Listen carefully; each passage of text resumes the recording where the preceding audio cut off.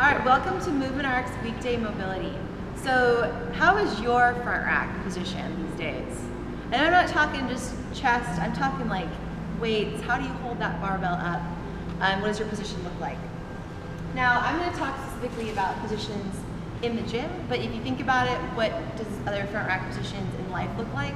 Text messaging, how we lay on the ground and prop ourselves up to watch TV or read a book. I don't know if you guys all do that, but I do. All those positions matter.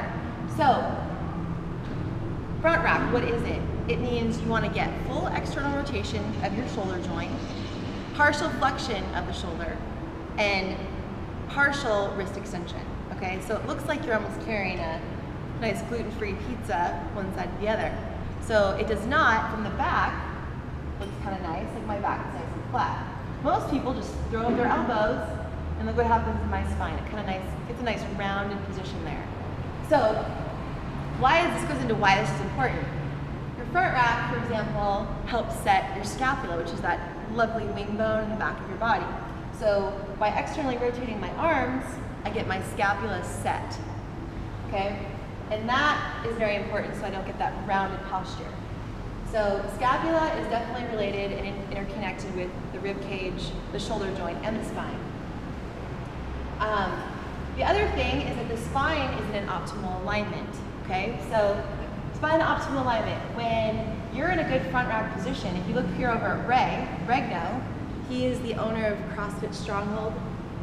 He's in a pretty awesome front rack position, and he has to work pretty hard. He's had to work pretty hard to get that. Ray's a big lifter, but the biggest thing, you'll see, go ahead and turn to the side, Ray. Good. His ear is in line with his shoulder. His shoulder is in line with his hip, and his hip is over top of his ankle. So when he goes and squats down, you'll see his ear is still in line with his shoulder. His shoulder is in line with his hip crease, and his hip crease is right in line with his heel. So come on up. Go and bring the camera over this way. And also what you've noticed with Ray is that the barbell is directly over his shoelaces.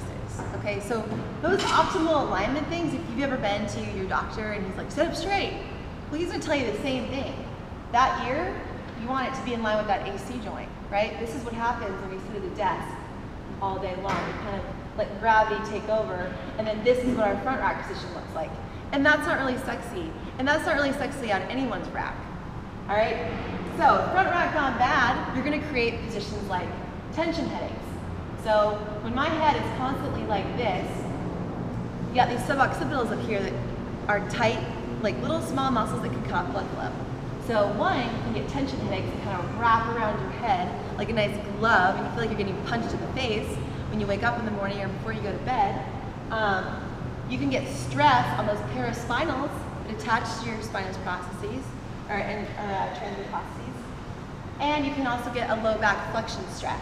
So if you think of this as my front rack position, this is the way I text message, this is the way I sit at a desk, that low back flexion stress happens when you sit. Those ligaments can get stretched out, and then when you go into the gym, just throw up those elbows, getting ready for a thruster workout, a clean workout, or a front squat workout, you're just putting that much more stress on the tissues that have already been stressed out. All right, so don't be a chronic sit jockey. Improve your front rack, and have an awesome day.